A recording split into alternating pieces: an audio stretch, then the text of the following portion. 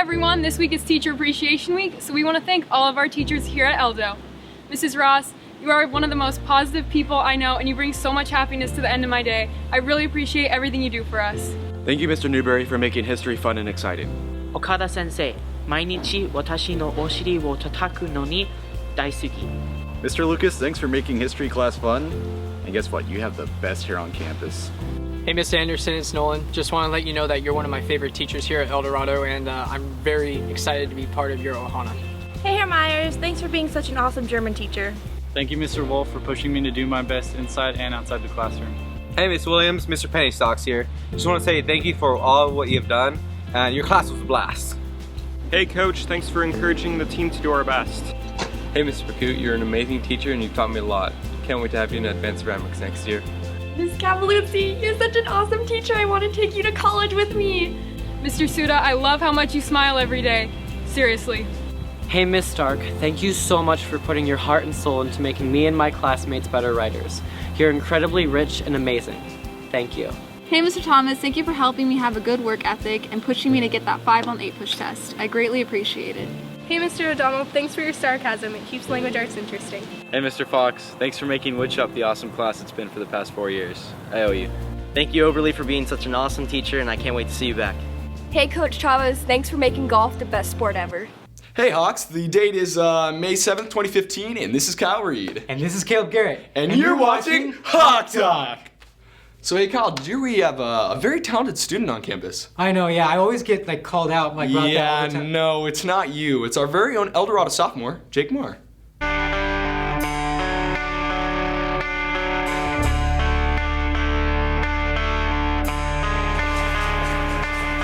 like a writing picture and stuff like that. So we're amazing. I started BMX when I was 8 years old and did that for about 5 years. And then about when I was 13 years old, I started into mountain biking last year. I switched into what is called enduro. He started out at the racing BMX at the Orange Y. Yeah, I took him over there and he loved it from day one. I wasn't sure how long he would stick with it, and he has. Yeah, I had no idea if he'd keep doing it. The harder you work, the greater benefits and the greater things that'll come out of it. So really, that has shown through everything that I've done. The hard work I've put in on and off the trails has helped me to further myself in everything that I've done. So I started off mountain biking, and about a year in, my dad got sick of just driving me to the trails and leaving me there. He wanted to be a little more participated in what we were doing and getting further into what I was doing as well. So he started mountain biking.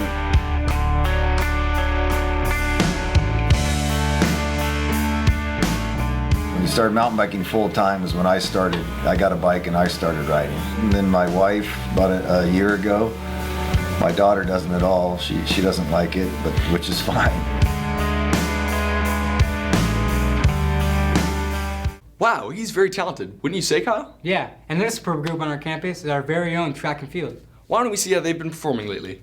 This year, track and field has been showing talent and competitiveness throughout their meets. We've been very, very competitive on the boys' side. We're 1 and 2 in league right now. On the girls' side, we're 2 and 1 in league. My favorite moment was probably when my 4x1 relay won our first race.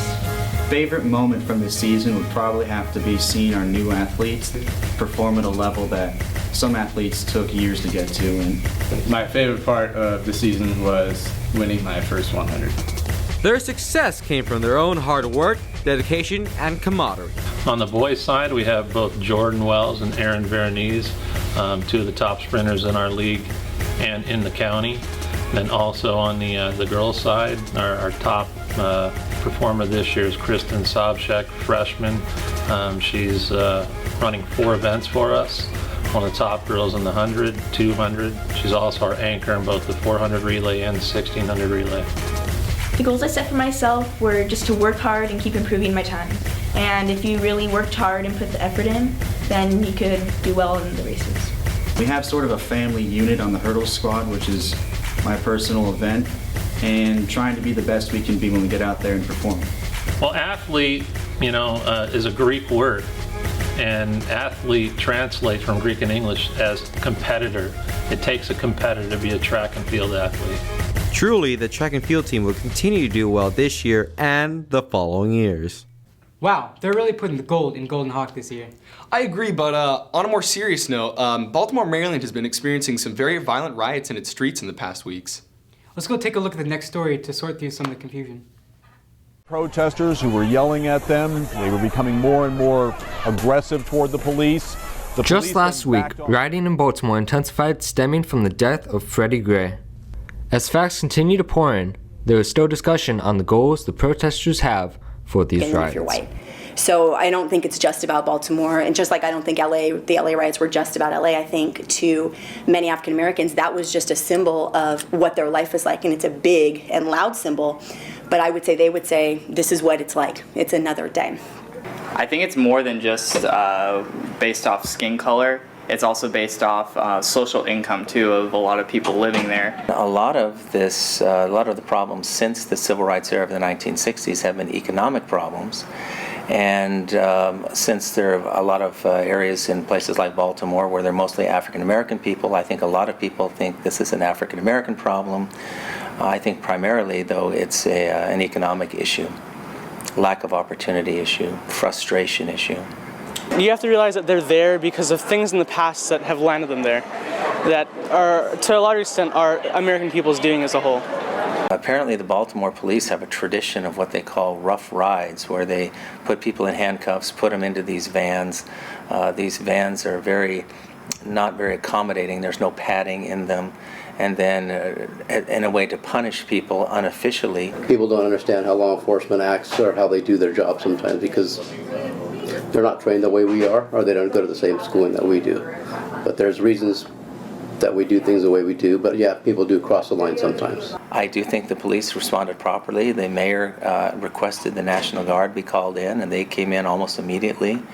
And if you notice, almost immediately after the appearance of the National Guard, the rioting ended. I believe there'll always be fear of the police just because they are the police. Although there is no clear way to handle these kinds of conflicts, there is something to take away from every travesty. And it's not just about crime, it's about poverty, it's about education, it's about hunger, it's about gangs, it's about all sorts of stuff we need to be talking about. And if there's one good thing that could come out of this, it would be drawing attention to that conversation and how badly that needs to happen. Thanks for clearing that up, guys. So, Caleb, do you play any sports? I play the old trumpet. How about you?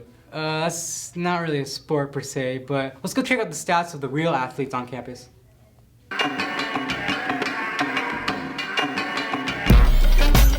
The boys golf team lost to Foothill last week with the score of 192 to 224. Softball lost to Foothill with a score of 11-4. Jordan Matthews and Katie Petrides both had solo home runs. Their next game is against Brea Linda on May 7th. The boys tennis team beat Foothill 12-6 last week to finish league in second place with a 6-2 record.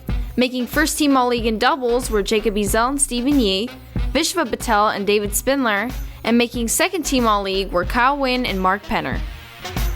The boys volleyball team dominated Yorba Linda with a score of 3-0. Nice job, boys.